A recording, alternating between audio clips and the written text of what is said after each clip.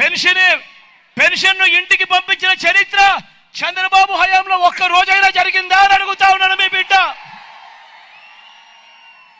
మరి ఈ రోజు ఎన్నికలు వచ్చేసరికి మీ జగన్కు ఎక్కడ మంచి పేరు వస్తుందో అని తన మనిషి నిమ్మగడ్డ రమేష్ చేత కేంద్ర ఎన్నికల కమిషన్కు తానే ఉత్తరం రాయించి ఇంటికి వచ్చే ఆ పెన్షన్ను ఆపించి ఆ వాలంటీర్ల సేవలను రద్దు చేయించిన వ్యక్తి ఈ చంద్రబాబు కాదా అని అడుగుతా ఉన్నాడు మీ బిడ్డ. ఇప్పుడు తీరా తాను చేసిన వెధవ పనికి ఆ అవ్వాతాతలంతా చంద్రబాబు నాయుడును తిట్టకుండా తిడతా ఉన్నాడు అని ఈ పెద్ద మనిషి చంద్రబాబు నాయుడు గారు మళ్ళీ కుట్రలు చేస్తూ ఆ నెపాన్ని మీ జగన్ మీద తోస్తూ ఉంటే ఇంతకంటే దిగజారుడు రాజకీయం ప్రపంచ చరిత్రలో ఏదైనా ఉంటుందా అని అడుగుతా ఉన్నాడు మీ బిడ్డ. ఆలోచన చేయమని అడుగుతా ఉన్నా.